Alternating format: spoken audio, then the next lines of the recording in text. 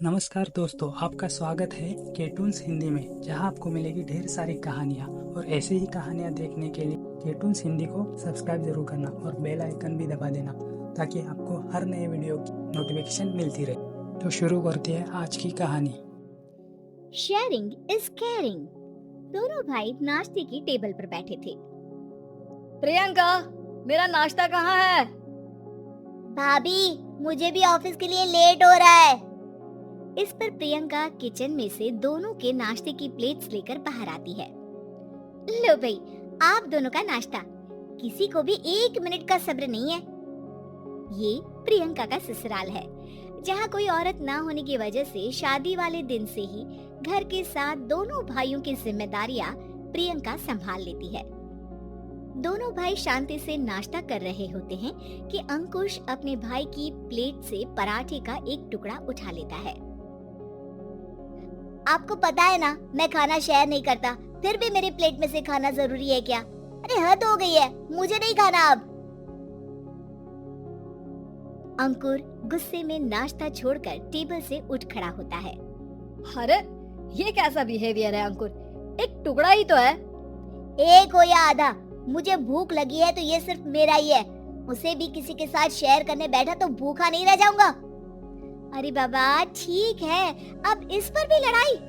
दूसरा बना देती हूँ, पर प्लीज ऐसे खाना बीच में छोड़कर मत जाओ, इससे अन्न का अपमान होता है। ओ प्लीज भाभी, ऐसी कोई चीज होती ही नहीं है। आपके पास पैसे हैं, खरीदो और खाओ। अगर नहीं खाया जाए तो फेंक दो। अरे दुनिया में सब यही करते हैं। अंकुर बैग उठाकर ऑफिस के लिए चला जाता है, जिसके पीछे उसका बड़ा भाई मायूस सा घर में खड़ा रह जाता है। जिसने बचपन से सोने की चम्मच में खाया हो, उसे दुनिया के बारे में क्या पता होगा। वैसे गलती तो हमारी ही है। अगर कभी बचपन में ही सही गलत का फर्क सिखाया होता तो आज ये हाल नहीं होते। आप फिक्र क्यों करते हैं जी? भगवान है, वो जो भी करता है सबकी भलाई के लिए ही करता है। और जब वो चाहेंगे तो अपनी तरह से अंकुर भैया को भी सब कुछ सिखा देंगे। पत्नी की बात पर विश्वास कर अंकुश भी ऑफिस चला जाता है। सुबह से दोपहर होती है और अंकुर लंच करने ऑफिस के पास वाले रेस्टोरेंट में पहुंचता है, जहां वो एक साथ बहुत सारा खाना ऑर्डर कर देता है। सर, क्या कोई आपको ज्वाइन करने वाला है? नहीं तो क्यों? अब कुछ नहीं सर, ऐसे ही। वेटर चला जाता है और कुछ देर में अंकुर का ऑर्डर लेकर वापस आता है, जिस पर अंकुर सब डिशेस में से थोड़ा थोड़ा खाकर बाकी ऐसे ही छोड़कर बिल देकर चला जाता है। वाह भगवान, तेरी माया। कहीं कोई एक एक टुकड़े के लिए तरसता रहता है और ये 5 लोगों का खाना ऑर्डर करके एक का भी पूरा नहीं खाते। पैसे वालों की माया। वेटर टेबल साफ कर बचा हुआ सारा खाना लेकर रेस्टोरेंट के पीछे घूम रहे बच्चों के पास पहुंच जाता है, जिसे देख बच्चों के चेहरे खिल उठते हैं। वाह, आज इतना सारा खाना आया। थैंक यू भैया, भगवान आपको खाने की फैक्ट्री बना दे। अगर ये फैक्ट्री मेरी होती तो तुम लोगों को कभी किसी का झूठा बचा हुआ खाना नहीं खाना पड़ता। चलो तुम लोग खाओ, पर ध्यान रखो किसी को पता ना चले, नहीं तो मेरी नौकरी चली जाएगी। इसी के साथ दिन बीतता है और रात को दोनों भाई एक साथ घर पहुंचते हैं। कुछ देर में सब डिनर करने बैठते हैं, जहां अंकुश अंकुर को समझाने की कोशिश करता है। अंकुर, अगर हमें लाइफ में सब कुछ मिला है, इसका ये मतलब नहीं कि तुम उसका गलत फायदा उठाओ, बल्कि तुम्हें उसकी मदद से दूसरों को भी मदद करनी चाहिए। भैया, जिनके पास नहीं है उनकी वजह मैं तो नहीं ना, और ऐसे बहुत लोग हैं जिनके पास सब कुछ है।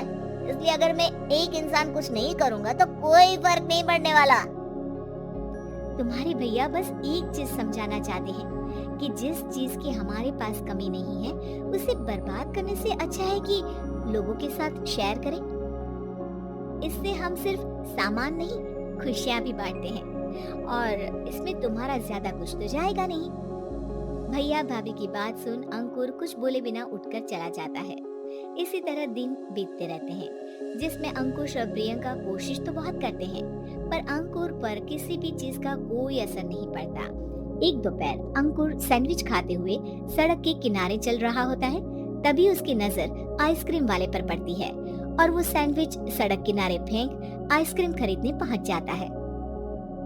अब इसे कहते हैं जिंदगी का सुख। जैसे ही अंकुर आइसक्रीम लेकर पीछे मुड़ता है तो एक आदमी को सड़क से वही सैंडविच उठाते हुए देखता है। वो आदमी बहुत कमजोर, गरीब, जैसे बहुत दिनों से खाना ना खाया हो वैसा लग रहा था। अंकुर उसके पास जाकर खड़ा हो जाता है। उसे देखकर आदमी सैंडविच अंकुर की तरफ कर देता है। आपको भी खाना है क्या? क्या हम इसे आधा आधा कर ले? मुझे बहुत भूख लगी है। वो मेरा ही झूठा सैंडविच है, तुम दूसरा खरीद कर क्यों नहीं खा लेते? इसे क्यों खा रहे हो? अरे भैया, अगर खरीदने के पैसे होते तो 4 दिन से भूखा नहीं घूम रहा होता। हैं? क्या तुमने 4 दिन से कुछ नहीं खाया, फिर भी इस आधे सैंडविच को मेरे साथ बांटने के लिए तैयार हो गए? क्यों? अरे भैया, पैसा नहीं है तो क्या हुआ, इंसानियत आज भी उतनी महंगी नहीं हुई और ना ही उस पर अमीर गरीब का टैग लगा है जो हम उसे रख ना सके। पर अफसोस, आजकल लोगों के अंदर पोषण, खून या विटामिन से ज्यादा इंसानियत की कमी होने लगी है। आदमी की बातों से अंकुर को समझ में आ जाता है कि वो आज तक कितना गलत काम करता आ रहा था। इसके बाद से वो अपनी किसी के साथ शेयर नहीं करने और खाने को बर्बाद करने वाली आदत को छोड़ देता है। Like, share and subscribe. Like, share and subscribe. Like, share and subscribe. Like, share and subscribe.